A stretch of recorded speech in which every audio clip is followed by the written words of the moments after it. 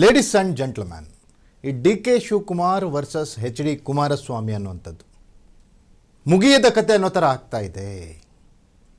ಈ ಗೌಡರ ಗದ್ದಲ, ಇಬ್ಬರ ನಡುವಿನ ಗೌಡರ ಗದ್ದಲ ಯಾವ ಹಂತಕ್ಕೆ ಹೋಗಿ ಮುಟ್ಟುತ್ತೆ? ಹಾಗಾದರೆ ಕುಮಾರಸ್ವಾಮಿಯವರು 37 ಸೀಟು ಗೆದ್ದಾಗ ಮುಖ್ಯಮಂತ್ರಿ ಆಗಿದ್ರಲ್ಲ, ಅವಾಗ ಅದನ್ನೆಲ್ಲರೂ ಒಪ್ಕೊಳ್ಬೇಕು ಅಂತ ಅಂತಿದ್ರು, ಇನ್ಕ್ಲೂಡಿಂಗ್ ಡಿ ಕೆ ಶಿವಕುಮಾರ್. ಎಲ್ಲರೂ ಕೂಡ ಅದನ್ನ ಸಪೋರ್ಟ್ ಮಾಡಬೇಕಿತ್ತು. ಆದರೆ ಈಗ ಕಾಂಗ್ರೆಸ್ 136 ಸ್ಥಾನಗಳನ್ನು ಗೆದ್ದು ಡಿ ಕೆ ಶಿವಕುಮಾರ್ ಅವ್ರನ್ನ ಮುಖ್ಯಮಂತ್ರಿ ಮಾಡಿದರೂ ಕೂಡ ಅದು ಕುಮಾರಸ್ವಾಮಿ ಅವರಿಗೆ ಇಷ್ಟ ಆಗ್ತಾ ಇಲ್ಲ, ಅವರು ಒಪ್ಕೊಳ್ತಾ ಇಲ್ಲ. ಹಾಗಾದರೆ ಕಾರಣ ಏನಿದಕ್ಕೆ? ಯಾವ ರೀತಿಯ ಕಾರಣ ಇದಕ್ಕೆ? ಎಸ್, ಎಕ್ಸ್ಪೋಸ್ಡ್ ಸ್ಟೋರಿಯಲ್ಲಿ D K versus H D K ಇವರಿಬ್ಬರ ಮಧ್ಯದಲ್ಲಿ ಆಗಿದ್ದೇನು, ಈ ಹಿಂದೆ ನಡೆದಿದ್ದೇನು, ಈಗ ಎಚ್ ಡಿ ಕುಮಾರಸ್ವಾಮಿ ಅವರು ಯಾಕೆ ಡಿ ಕೆ ವಿರುದ್ಧ ಕೆಂಡ ಕಾರ್ತಿದ್ದಾರೆ, ಈ ಎಲ್ಲ ಎಕ್ಸ್ಕ್ಲೂಸಿವ್ ಅಪ್ಡೇಟ್ಸನ್ನು ನಾನು ಕೊಡ್ತೀನಿ. ನೆಲ ಜಲ ಭಾಷೆಗಾಗಿ ಪ್ರಾಮಾಣಿಕ ಪತ್ರಿಕೋದ್ಯಮ, ನಾನು ಹೇಮಂತ್.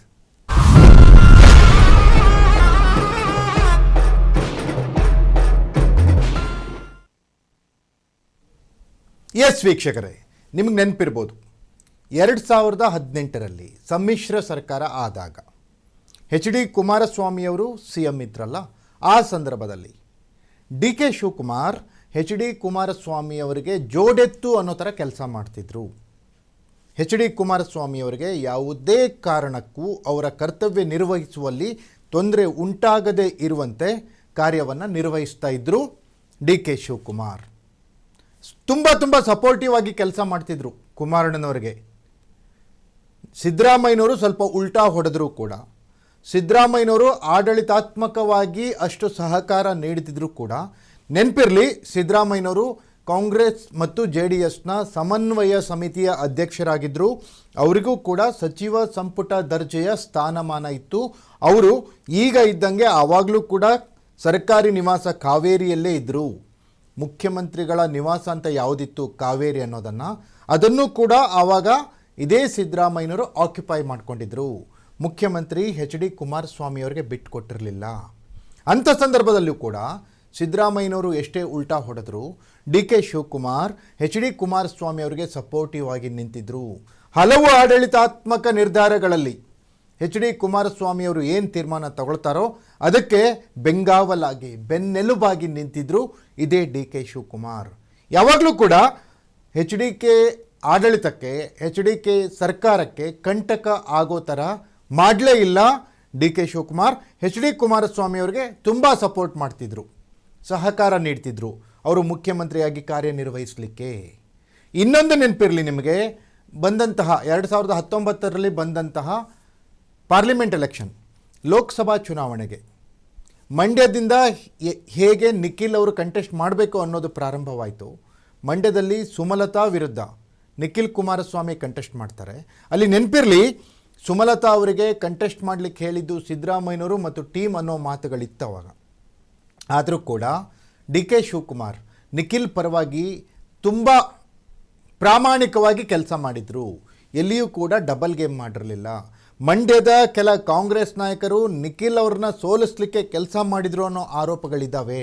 ಅದ್ರ ಹಿಂದೆ ಸಿದ್ದರಾಮಯ್ಯನವರು ಇದ್ದರು ಅನ್ನೋಂಥ ಮಾತುಗಳು ಕೂಡ ಇದ್ದಾವೆ. ಆದರೆ ಡಿ ಕೆ ಶಿವಕುಮಾರ್ ಕಾಯ ವಾಚ ಮನಸ ಅಂತ ಏನು ಹೇಳ್ತಾರೆ, ತನು ಮನ ಧನ ಅಂತ ಏನು ಹೇಳ್ತಾರೆ, ಇದೆಲ್ಲವನ್ನು ಸೇರಿಸ್ಕೊಂಡು ನಿಖಿಲ್ ಅವರ ಗೆಲುವಿಗೆ ಶ್ರಮಿಸಿದ್ರು.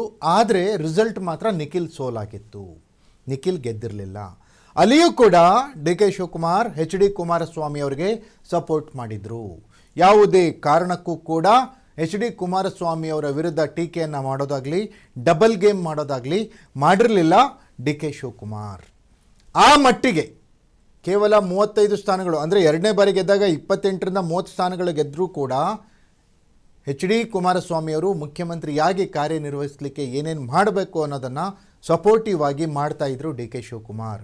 ಆದರೆ ಈಗೇನಾಗಿದೆ? ಈಗ ರಾಜಕೀಯ ಬದಲಾಗಿದೆ. ಮುಖ್ಯಮಂತ್ರಿಯಾಗಿದ್ದಾರೆ D K Shivakumar. D K Shivakumar ಮುಖ್ಯಮಂತ್ರಿಯಾಗಿರೋದು ಸಹ್ಯ ಅನ್ನಿಸ್ಕೊಳ್ತಾ ಇಲ್ಲ ಎಚ್ ಡಿ ಕುಮಾರಸ್ವಾಮಿ ಅವರಿಗೆ. ಯಾಕೆ? ಡಿ ಕೆ ಶಿವಕುಮಾರ್ ಆ ಥರದ ಘೋರ ಅಪರಾಧವನ್ನು ಏನು ಮಾಡಿದ್ದಾರೆ? ಹಾಗಾದರೆ ಡಿ ಕೆ ಶಿವಕುಮಾರ್ ಮುಖ್ಯಮಂತ್ರಿಯಾಗಿ ಸರಿಯಾಗಿ ಕಾರ್ಯನಿರ್ವಹಿಸ್ತಾ ಇಲ್ಲ ಅಂದರೆ ಅಂಕಿ ಅಂಶಗಳ ಸಮೇತ, ದಾಖಲೆಗಳ ಸಮೇತ ಅವ್ರನ್ನ ವಿರೋಧ ವ್ಯಕ್ತಪಡಿಸಲಿ, ಅದಕ್ಕೆ ಎರಡು ಮಾತಿಲ್ಲ. ಆದರೆ ಹೋದಲ್ಲಿ ಬಂದಲ್ಲಿ ತೀರಾ ವೈಯಕ್ತಿಕವಾಗಿ ಟಾರ್ಗೆಟ್ ಮಾಡೋ ಥರ ಡಿ ಕೆ ಶಿವಕುಮಾರ್ ಅವ್ರನ್ನ ಎಚ್ ಡಿ ಕುಮಾರಸ್ವಾಮಿ ಅವರು ಟೀಕಿಸ್ತಾ ಇದ್ದಾರೆ, ಟಾರ್ಗೆಟ್ ಮಾಡ್ತಾ ಇದ್ದಾರೆ. ಯಾಕೆ ಅನ್ನುವ ಪ್ರಶ್ನೆ ಈಗ ಒಕ್ಕಲಿಗರಲ್ಲೇ ಮೂಡ್ತಾ ಇದೆ.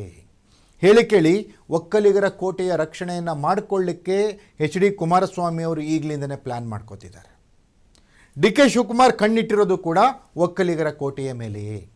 ಹಳೆ ಮೈಸೂರು ಭಾಗದ ಜಿಲ್ಲೆಗಳಲ್ಲಿ ಹೇಗಾದರೂ ಮಾಡಿ ಕಾಂಗ್ರೆಸ್ಸನ್ನು ಹೆಚ್ಚಿಗೆ ಸ್ಥಾನವನ್ನು ಗೆಲ್ಲಿಸಬೇಕು ಅನ್ನೋ ಇರಾದೆಯಲ್ಲಿ ಡಿ ಕೆ ಶಿವಕುಮಾರ್ ಇದ್ದಾರೆ. ಅದು ಅವರ ಕರ್ತವ್ಯವೂ ಕೂಡ.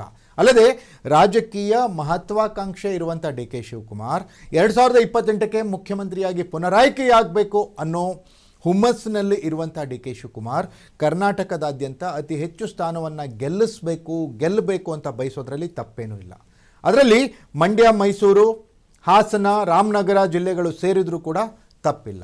ಆದರೆ ಚುನಾವಣಾ ಕಾರಣವನ್ನು ಹೊರತುಪಡಿಸಿ ಡಿ ಕೆ ಶಿವಕುಮಾರ್ ಅವ್ರನ್ನ ರಾಜಕೀಯವಾಗಿ ಹಿಮ್ಮೆಟ್ಟಿಸಬೇಕು ಅಂತ ಎಚ್ ಡಿ ಕುಮಾರಸ್ವಾಮಿ ಅವರು ಪಣ ತೊಟ್ಟಿರೋದು ಯಾಕಪ್ಪ ಅಂದರೆ ಒಕ್ಕಲಿಗರ ಕೋಟೆ ಕೈವಶ ಆಗಬಾರ್ದು.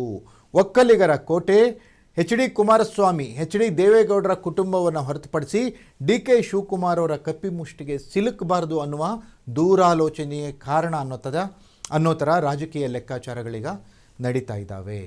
ಎಚ್ ಡಿ ಕುಮಾರಸ್ವಾಮಿ ಅವರಿಗೆ ಎಲ್ಲೋ ಅರ್ಥ ಆಗಿದೆ, 2028ರಲ್ಲಿ ಡಿ ಕೆ ಶಿವಕುಮಾರ್ ಒಕ್ಕಲಿಗರ ಕೋಟೆಗೆ ಲಗ್ಗೆ ಇಡ್ತಾರೆ, ದಾಳಿ ನಡೆಸ್ತಾರೆ ಒಕ್ಕಲಿಗರ ಕೋಟೆಯ ಮೇಲೆ ಅನ್ನುವಂಥದ್ದು. ಅದನ್ನು ರಕ್ಷಣೆ ಮಾಡ್ಕೊಳ್ಳಿಕ್ಕೆ ಅಫ್ಕೋರ್ಸ್ ಅದು ತಪ್ಪಲ್ಲ.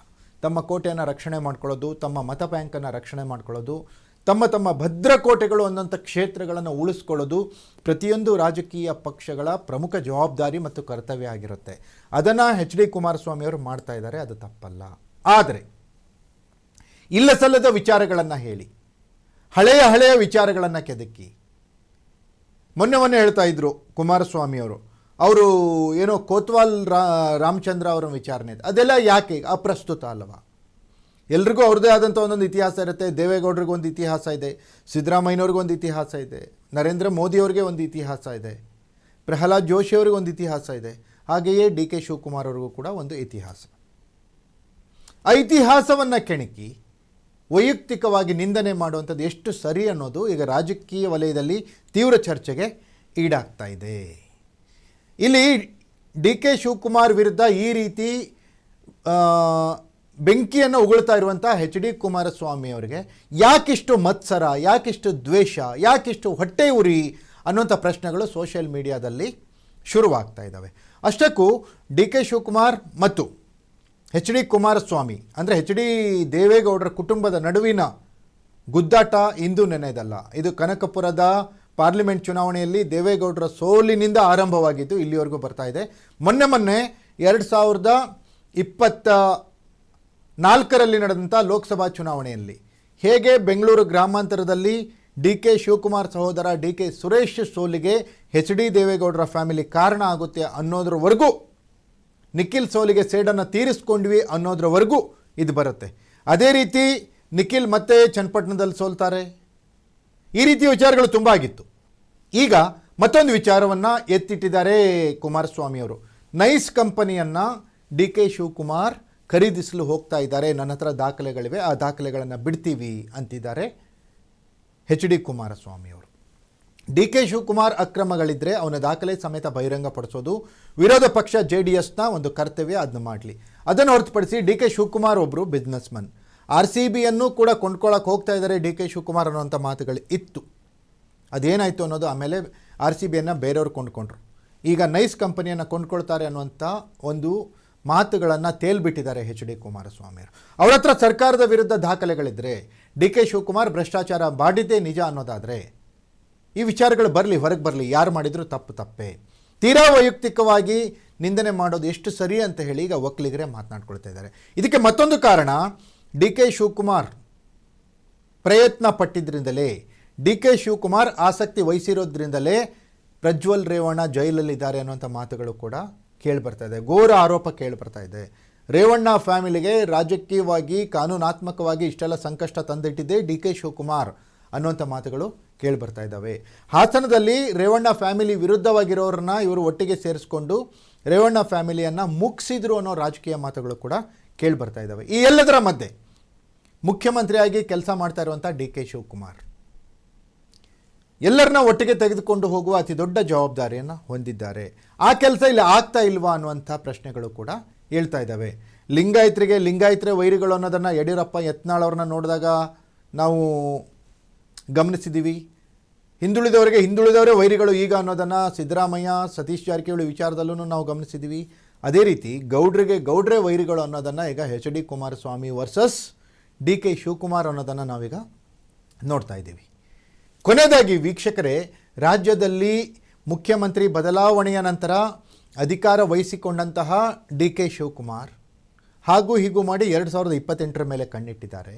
ಅದೇ ರೀತಿ 2 ಬಾರಿ ಮುಖ್ಯಮಂತ್ರಿಯಾಗಿ ಜನಮಾನಸದಲ್ಲಿ ತಮ್ಮ ಕೆಲಸಗಳ ಮೂಲಕ ಉಳಿದುಕೊಂಡಿರುವಂಥ HD ಕುಮಾರಸ್ವಾಮಿ 2028ಕ್ಕೆ ಮುಖ್ಯಮಂತ್ರಿ ಆಗಲೇಬೇಕು ಅಂತ ಹಠ ತೊಟ್ಟಿದ್ದಾರೆ.